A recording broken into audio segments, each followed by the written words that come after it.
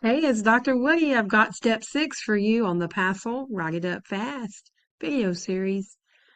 Now we're moving into the analysis section. We're on 1.3.1. So how do you know the plan's working? What's going on with teaching? What happened with learning? Do you have any data? Do you have a work sample? So let's look at our write-up. Okay, so this time they're asking about criteria and methods for monitoring the plan, and why did you choose them? So obviously, I'm making my plan up, right? Where you can probably tell if you're in the classroom, this isn't exactly how things go, but I've chosen to describe my criteria and methods for monitoring in terms of both the adults and the children. So the adults are having PLCs, they're using data binders, a data room, data wall, and I've got our goal here of 1.5 years of growth on IXL, and we're trying to get to the exit tickets. I did not specify what the criteria was for exit tickets. I could have said something like 80%.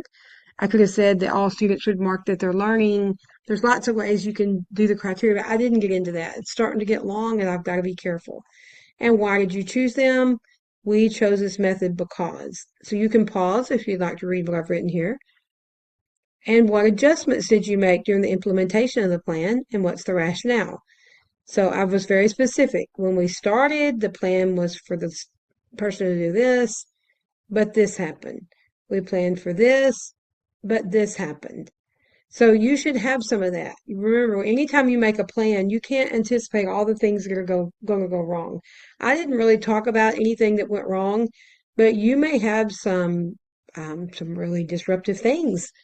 You may have had school closed for a while, or I mean, the list is endless. I won't go there, but um, you need to be able to say what went wrong or what had to change and why. And for mine, it wasn't really anything that went wrong. It's just that we made some changes. And then the rationale is because this, because this, because this. So I'm very specific by matching up what happened, what changed, and why. How effective was the plan? And be specific. So I use data. They're going to want you to use some data. I had to just obviously make mine up. I said it was very effective. And then I put some specific data in there for the examples to support my conclusion. And there's some growth numbers. And I didn't just stick to the data for student learning numbers. Remember, you have to say something about teacher changes. So I said that part of it was the teachers made matching t-shirts. They started a YouTube channel. They got excited. I even mentioned parents. They made 100% positive comments. There's a ton of ways you could go here. You could do survey data. There's lots of things you could do to show that it was effective, but don't forget you have to talk about both teaching and learning. And then finally on this section, this was not too hard, right? You can do this. What was the impact of the instruction and the learning, and give a student examples from the student work sample. So you're going to be attaching a student work sample, and you're going to want to choose something that proves that something occurred. So I said the changes for instruction and learning were changes in attitudes and outcomes, impact instructional practices and student works, and then I did an example.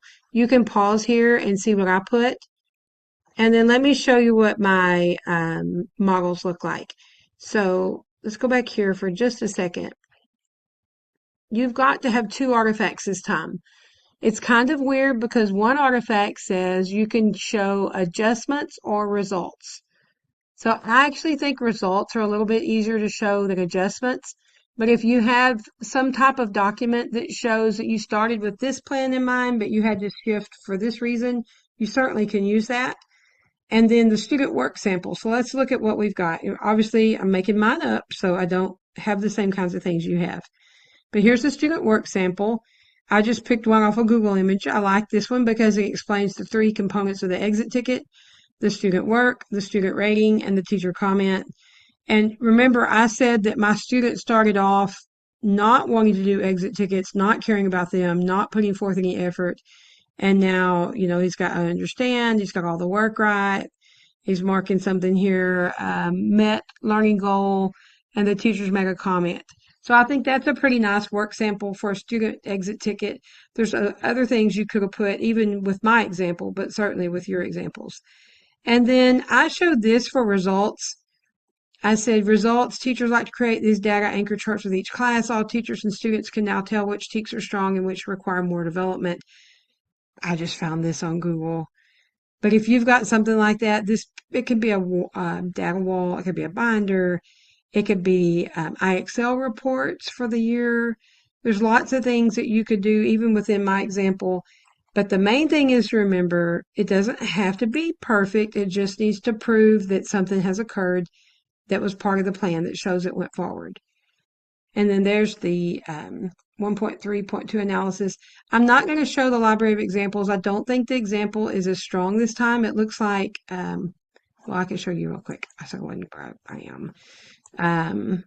This one was done in I think 2012. I saw this somewhere. 2017 is when it's copy marked, but it doesn't seem to align with the way the questions are worded. So you can use that one and it may help you to see that, again, it doesn't have to be perfect. Nobody says that it does. All you have to do is just make sure that you answer the prompts. And just remember, you've got this. You're going to feel so much better very soon. So get done, and I'll see you again on the next video soon.